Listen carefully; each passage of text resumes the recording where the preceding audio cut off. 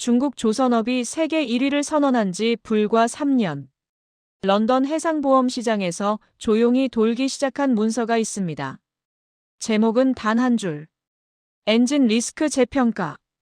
겉으로는 완벽했습니다. 토크는 가득 찼고 수주는 쏟아졌으며 가격은 한국보다 30% 가까이 낮았습니다. 세계는 환호했습니다. 기술 격차는 사라졌다고. 그런데 바다가 다르게 말하기 시작했습니다.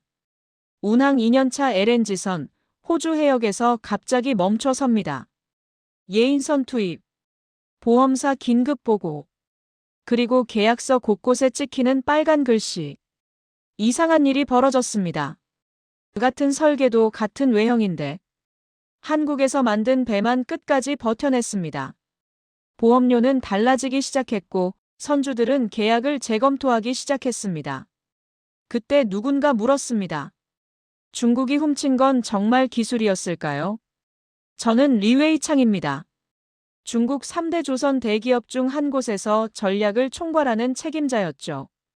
그리고 저는 확신에 차 있었습니다. 지난 5년간 우리가 확보한 자료가 얼마나 많은지 아십니까? 한국 조선소의 엔진 설계도, 공정 매뉴얼, 심지어 내부 테스트 리포트까지. 저는 그 자료들을 책상 위에 쌓아두고 이렇게 판단했습니다. 기술은 종이에 있다. 종이를 확보하면 기술은 끝이다. 저에게 한국은 이미 해석이 끝난 나라였습니다. 운이 좋았을 뿐이다. 우리는 물량과 속도로 압도할 수 있다. 그렇게 믿었습니다. 실제로 우리는 그렇게 했습니다. 검증 절차를 줄였습니다. 과잉 설계를 덜어냈습니다. 가격을 낮췄습니다. 시장 반응은 폭발적이었습니다. 프랑스 선주가 움직였고 카타르가 계약서에 도장을 찍었으며 중동 전역에서 주문이 밀려 들어왔습니다. 한국과 협상하던 계약들이 하나둘 우리에게로 넘어왔습니다. 그 순간 저는 확신했습니다. 이제 한국의 시대는 끝났다고. 회의실은 환호로 가득 찼습니다. 임원들은 축배를 들었고 언론은 우리를 찬양했습니다. 세계 수주 1위. 그 단어가 얼마나 달콤했는지 모릅니다. 하지만 그 회의실 한쪽 구석에 말없이 고개를 숙이고 있는 사람이 한 명 있었습니다. 왕젠. 우리 조선소에서 40년을 버틴 현장 기술자였습니다. 그는 설계도를 보며 조용히 말했습니다. 같아 보이는 것과 같은 것은 다릅니다. 엔진은 10년, 20년을 바다에서 살아남아야 합니다. 저는 웃었습니다. 지금은 데이터의 시대입니다. 한국이 오래 했을 뿐이지 더 잘하는 건 아닙니다. 왕제는 더 말하지 않았습니다. 그는 알고 있었던 겁니다. 바다는 토론의 장이 아니라 판결의 장소라는 걸. 그때 저는 몰랐습니다. 왕젠의 침묵이 경고였다는 걸. 저는 그저 앞만 보고 달렸습니다. 세계 1위라는 숫자에 취해서. 한국을 넘었다는 착각 속에서. 그런데 이상한 일이 벌어지기 시작했습니다. 한국은 반격하지 않았습니다. 항의하지도 않았습니다. 가격 경쟁에 뛰어들지도 않았습니다. 그들은 그저 조용했습니다. 저는 그게 패배의 신호라고 생각했습니다. 한국은 물러서고 있다고. 우리가 이겼다고.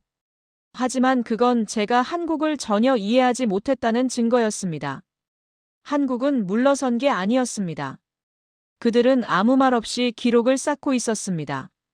10년치 운항 데이터, 20년치 고장 이력, 30년치 내구성 검증. 한국은 싸우지 않았습니다. 대신 버티고 있었습니다. 그리고 바다는 거짓말을 하지 않는다는 걸 저는 곧 배우게 됩니다. 중국 조선업은 정점을 찍었습니다. 세계 수주 점유율 1위. 언론의 찬사. 한국을 넘었다는 헤드라인. 저는 인터뷰에서 이렇게 말했습니다. 기술 격차는 없습니다. 그 순간이 가장 위험한 순간이었습니다. 왜냐하면 검증은 아직 시작되지도 않았기 때문입니다. 선박은 진수식에서 평가되지 않습니다. 항해 중에 평가됩니다. 바다에서 평가됩니다. 그리고 바다는 아직 말을 하지 않았습니다. 저는 매일 아침 사무실에 출근했습니다. 벽에 걸린 수주 현황판을 보며 미소 지었습니다. 빨간색 막대 그래프가 치솟아 있었습니다. 우리가 이겼다. 하지만 왕제는 여전히 조용했습니다. 그는 현장을 돌며 용접 부위를 손으로 쓸어보고 엔진 소리를 귀 기울여 들었습니다. 그리고 가끔 한숨을 쉬었습니다. 저는 그 한숨이 뭘 의미하는지 물어보지 않았습니다. 물어볼 필요를 느끼지 못했습니다. 숫자가 모든 걸 말해주고 있었으니까요. 그런데 운항 1년차가 지나갈 무렵 이상한 보고서가 하나둘 올라오기 시작했습니다. 미세 진동 감지, 출력 불안정, 부품 균열 징후. 처음엔 무시했습니다. 세배는 원래 그렇다. 길들여지는 시간이 필요하다. 하지만 같은 보고서가 다른 선박에서도 올라왔습니다. 그리고 운항 2년차. 호주 인근 해역. 우리 조선소에서 만든 LNG선 한 척이 출력을 잃고 멈춰 섰습니다. 전화가 걸려왔습니다. 새벽 3시. 선주의 목소리는 차가웠습니다. 배가 섰습니다. 예인선을 보내야 합니다. 저는 침대에서 벌떡 일어났습니다. 손이 떨렸습니다. 어느 라인입니까? 2호 라인입니다. 저는 안도했습니다. 우리 라인이 아니다. 하지만 그건 착각이었습니다. 일주일 뒤 또 다른 전화가 왔습니다. 이번엔 우리 라인이었습니다. 싱가포르 해역. 같은 증상. 출력 저하. 엔진 정지. 저는 회의실로 뛰어들어갔습니다. 왕젠이 거기 있었습니다. 그는 설계도를 펼쳐놓고 말했습니다. 말씀드렸습니다. 같아 보이는 것과 같은 것은 다릅니다. 저는 소리쳤습니다. 같은 설계도입니다. 같은 재료입니다. 왕제는 고개를 저었습니다. 설계도는 같습니다. 하지만 시간은 다릅니다. 저는 그 말이 무슨 뜻인지 이해하지 못했습니다. 왕제는 계속 말했습니다. 한국은 실패 기록을 숨기지 않았습니다. 20년 전 고장, 15년 전 균열, 10년 전 출력 저하. 그들은 그 기록을 버리지 않았습니다. 설계도에 반영했습니다. 우리는 그 실패를 건너뛰었습니다. 저는 그제야 깨달았습니다. 우리가 훔친 건 설계도였지만 설계도 뒤에 숨겨진 시간은 훔칠 수 없었다는 걸. 보험사가 움직이기 시작했습니다. 런던. 글로벌 해상보험 시장. 공식 발표는 없었습니다. 하지만 내부 문서에 이런 문장이 돌았습니다. 중국산 엔진 선박, 손해율 상승. 동일 톤급 대비 고장 빈도 증가. 프리미엄 조정 검토. 이건 정치가 아니었습니다. 이건 감정도 아니었습니다. 숫자였습니다. 보험사는 숫자를 믿습니다. 확률을 믿습니다. 그리고 확률은 우리에게 불리하게 움직이고 있었습니다. 저는 런던으로 날아갔습니다. 보험사 본부. 차가운 회의실. 담당자는 차트를 펼쳐 보였습니다. 보십시오. 지난 2년간 중국산 선박의 고장률입니다. 빨간 선이 치솟아 있었습니다. 한국산과 비교해 보시죠. 파란 선은 평평했습니다.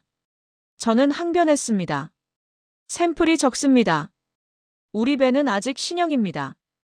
담당자는 고개를 저었습니다. 우리 책임자님, 우리는 가능성을 삽니다.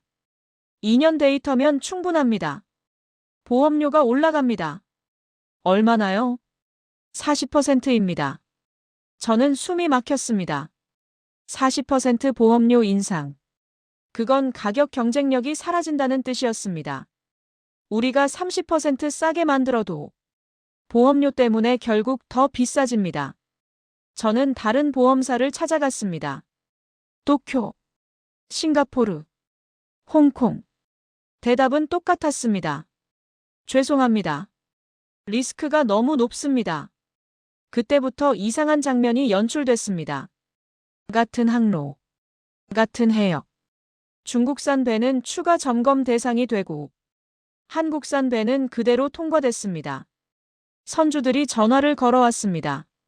우리 책임자님, 우리 계약 재검토해야 할 것 같습니다. 왜요? 금융사에서 대출 조건을 바꿨습니다. 중국산 선박은 이자율이 더 높습니다. 저는 무너지는 기분이었습니다. 숫자가 우리를 공격하고 있었습니다. 보험료, 이자율, 유지비. 우리가 아무리 싸게 만들어도 운영비가 그걸 다 잡아먹었습니다. 프랑스 선주가 계약을 중단했습니다. 카타르가 옵션을 보류했습니다. 이유는 단순했습니다. 싸도 불안하면 못합니다. 저는 처음으로 흔들렸습니다. 설계도는 같았습니다. 외형도 같았습니다. 가격도 더 쌌습니다. 그런데 왜 결과가 달랐을까요? 왕젠이 조용히 말했습니다. 한국은 30년을 버텼습니다. 우리는 3년을 달렸습니다. 그 차이는 시간이었습니다. 저는 싱가포르 해운 포럼에 참석했습니다. 한국 조선사 대표들도 와 있었습니다. 저는 그들을 피했습니다. 부끄러웠습니다. 불과 2년 전, 저는 그들 앞에서 이렇게 말했습니다. 기술 격차는 없습니다. 이제 그 말이 부메랑처럼 돌아왔습니다. 한국 대표가 무대에 올랐습니다. 그는 우리를 비난하지 않았습니다. 조롱하지도 않았습니다. 대신 이런 말을 했습니다. 배는 30년 자산입니다. 엔진은 다음 규제를 먼저 봅니다. 그는 화면을 넘겼습니다. 메탄올 엔진, 암모니아 추진, 연료 전환 구조. 한국은 이미 LNG 이후를 준비하고 있었습니다. 저는 그제야 깨달았습니다. 우리는 지금을 팔고 있었고, 한국은 미래를 팔고 있었습니다. 우리는 가격으로 경쟁했고, 한국은 시간으로 경쟁하고 있었습니다. 발표가 끝난 뒤 저는 한국 대표를 찾아갔습니다. 조심스럽게 물었습니다. 왜 우리를 비난하지 않으십니까? 그는 미소 지었습니다. 비난할 이유가 없습니다. 바다가 이미 말하고 있으니까요. 그 말이 제 가슴을 찔렀습니다. 바다가 말하고 있다. 맞습니다. 바다는 거짓말을 하지 않습니다. 저는 중국으로 돌아왔습니다. 회의실에 임원들을 모았습니다. 우리 전략을 바꿔야 합니다. 어떻게요? 가격 경쟁을 멈춰야 합니다. 검증을 다시 시작해야 합니다. 임원 한 명이 소리쳤습니다. 그럼 수주가 끊깁니다. 저는 대답했습니다. 지금도 끊기고 있습니다. 보험료 때문에. 회의실이 조용해졌습니다. 왕젠이 말했습니다. 30년 전으로 돌아가야 합니다. 실패를 기록하는 것부터. 저는 고개를 끄덕였습니다. 그날 밤 저는 오래된 설계도를 꺼냈습니다. 한국에서 훔친 자료가 아니라 우리가 처음 만들었던 설계도. 거기엔 실패가 기록돼 있었습니다. 균열 위치, 출력 저하 시점, 부품 교체 이력. 우리는 그걸 부끄러워했습니다. 감추고 싶어 했습니다. 하지만 한국은 그걸 자산으로 만들었습니다. 실패를 숨기지 않고, 기록하고, 반영했습니다. 그게 차이였습니다. 6개월이 지났습니다. 저희 조선소는 전략을 바꿨습니다. 수주를 줄였습니다. 대신 검증을 늘렸습니다. 테스트 항해를 2배로 늘렸고, 부품 내구성 실험을 강화했습니다. 왕젠이 현장을 총괄했습니다. 그는 매일 도크를 돌며 용접 하나하나를 확인했습니다. 이건 다시 하십시오. 왜요? 기준은 통과했습니다. 기준은 최소입니다. 우리는 최선을 해야 합니다. 처음엔 현장이 반발했습니다. 너무 느리다고. 납기를 못 맞춘다고. 하지만 왕젠은 물러서지 않았습니다. 빨리 만들어서 바다에서 서는 것보다 천천히 만들어서 끝까지 가는 게 낫습니다. 저는 그 말을 믿기로 했습니다. 수주는 줄었습니다. 실적은 떨어졌습니다. 본사에서 압박이 들어왔습니다.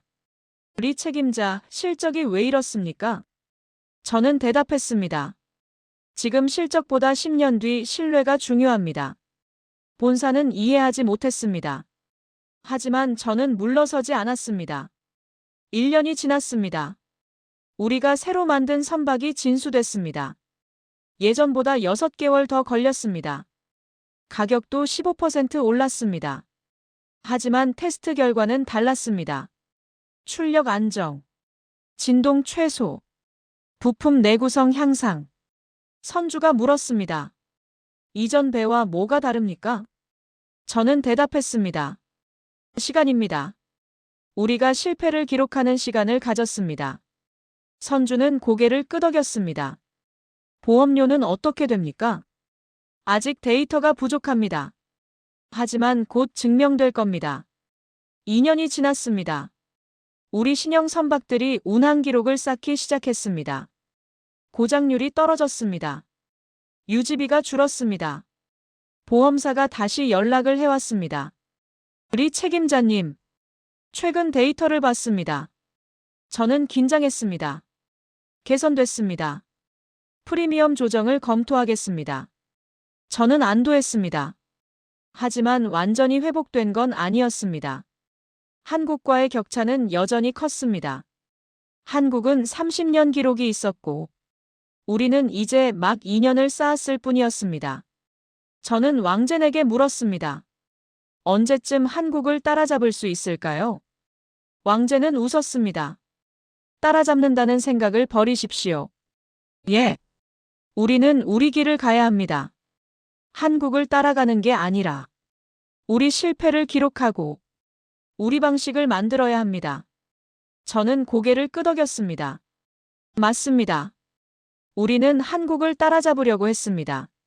설계도를 훔치고 공정을 베끼고 가격으로 경쟁했습니다. 하지만 그건 우리 길이 아니었습니다. 저는 새로운 전략을 세웠습니다. 중국형 엔진, 중국 해역 최적화, 중국 선주 맞춤 설계. 우리만의 길을 가기 시작했습니다. 3년이 지난 지금, 저는 다시 싱가포르 해운 포럼에 섰습니다. 이번엔 다른 이야기를 했습니다. 우리는 실패했습니다. 한국을 따라잡으려다 길을 잃었습니다. 청중이 웅성거렸습니다. 하지만 우리는 배웠습니다. 기술은 종이가 아니라 시간이라는 걸. 저는 화면을 넘겼습니다. 우리는 이제 우리 실패를 기록합니다. 우리 방식을 만듭니다. 발표가 끝난 뒤 한국 대표가 다가왔습니다. 좋은 발표였습니다. 고맙습니다. 한 가지 물어봐도 될까요? 예. 왜 처음부터 이렇게 하지 않으셨습니까? 저는 솔직하게 대답했습니다. 한국을 너무 쉽게 봤습니다. 종이만 있으면 된다고 생각했습니다. 그는 고개를 끄덕였습니다. 많은 사람들이 그렇게 생각합니다. 설계도가 기술의 전부라고. 하지만 아니죠. 아닙니다. 기술은 시간 속에 있습니다. 실패 속에 있습니다. 저는 이제 압니다. 중국은 기술을 훔쳤습니다. 하지만 시간은 훔칠 수 없었습니다. 한국은 무시당했습니다. 하지만 기록을 버리지 않았습니다. 한국은 버텼고, 버틴 만큼 이겼습니다. 바다는 거짓말을 하지 않습니다. 보험은 감정을 보지 않습니다. 숫자는 편을 들지 않습니다. 그리고 시장은 결국 이렇게 묻습니다. 누가 더 싸게 만들었는가가 아니라 누가 끝까지 책임질 수 있는가? 그 질문 앞에서 한국은 다시 살아남았습니다. 조용히. 그러나 확실하게. 저는 왕젠에게 물었습니다. 우리도 언젠가 한국처럼 될 수 있을까요? 왕젠은 미소 지었습니다. 될 수 있습니다. 하지만 30년은 걸릴 겁니다. 30년. 긴 시간이었습니다. 하지만 이제 저는 압니다.